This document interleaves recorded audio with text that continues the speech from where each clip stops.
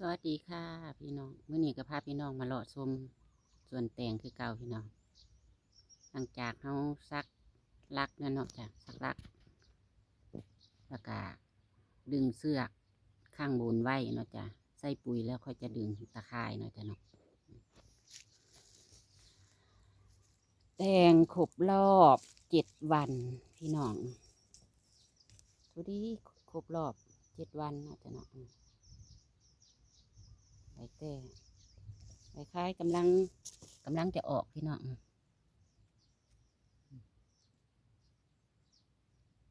ใบคายกำลังจะออกมาแล้วเมื่อคืนนี่ฝนตกพี่น้องตกแต่ตอน5 โมงแรงแล้วก็มาฮอด6 โมงก็มาหยุดและกะเกือบ1 ทุ่มพี่น้องก็มาลงอีกมาตกอีกเนาะจ้ะเนาะอันนี้แตงเขาลงรอบที่2เนาะจ้ะเนาะลงรอบที่2สุดนี้ลง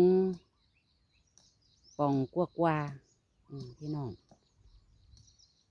ป่องกว่ากับซื้อมา2 ป่องพี่น้อง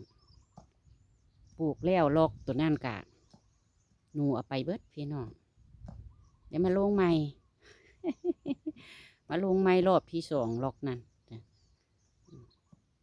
ค่อยเกิด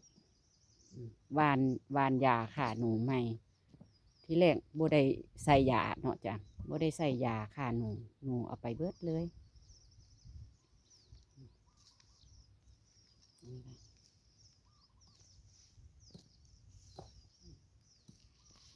คล้ายกำลังจะออกมาพี่น้องอันนี้ใส่2 เม็ดพี่น้องแต่ว่าก็เกิดเม็ดเดียวเกิดเม็ดเดียวกับโบเป็นอย่างพี่น้องขอเพียงแต่ว่าให้มันเกิดเนาะจ้ะเนาะอันที่หนูเอาไปอันเฮาเอามาใส่ใหม่ได้นี่พี่น้องเอามาใส่ใหม่ช่วงนี้เอามาใส่ใหม่ตัวใดยังนี่น้อยก็ถือว่าเม่นนั่นเอามาใส่ใหม่เทียนนกกินแล้วพากันเอามาใส่ใหม่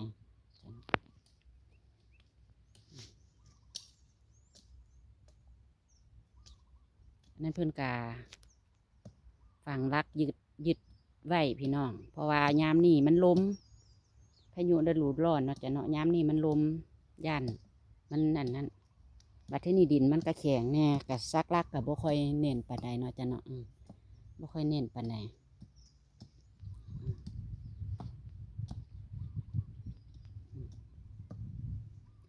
ตัวกลางเพื่อนก็ยึดไว้ยึดขอกยึดกลางนี่พี่น้องล็อกนึงก็ได้นะ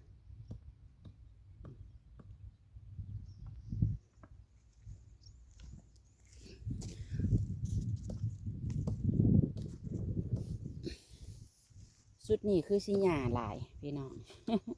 คือสิเกิดหยังอันนี้ก็ยึดกลางไว้เนาะจ้ะเนาะยึดกลางไว้เพราะว่าย่านลมย่านเปลี่ยนคือปีที่ผ่านมาบ่ได้หยุดกลางบ่ได้หยังไว้พี่น้องลมมาแหงเอาเสื้อแต่งลงเบิดโอ้ยดินตกลงน้อยก็เป็นคนที่ว่าซักลักเลี้ยวและซักลอกนั่นพี่น้องซักลอกตัวนั่นเป็น3 ลอกสุดนี่แต่ว่าลอกนั่นมันมีอยู่6 คู่หนึ่งพี่น้อง6 คู่เนาะจ้ะเนาะลอกนี่มี10 ลอกนั่นก็มี10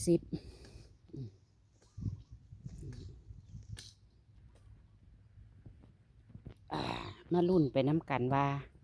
มันบนหนาวแล้วมันสิเป็นจังไดพี่น้องแถบนี้เกิดเบี้ยเดียว หญ้าคือสีแห้งพี่น้อง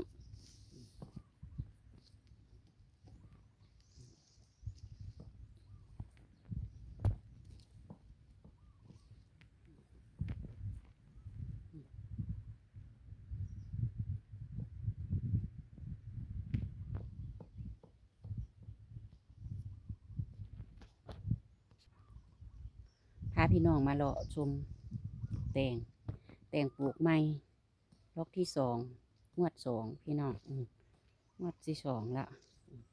ปลูกก่อนจะให้ได้เก็บก่อนสงกรานต์ว่าสิท ท่านได้เก็บก่อนสงกรานต์บ่เนาะจ้ะเนาะมาลุ้นน้ำกันเนาะจ้ะเนาะจ้ะกะคลิปนี้ก็เอาไว้เพียงเท่านี้พอกันใหม่คลิปหน้าสวัสดีค่ะ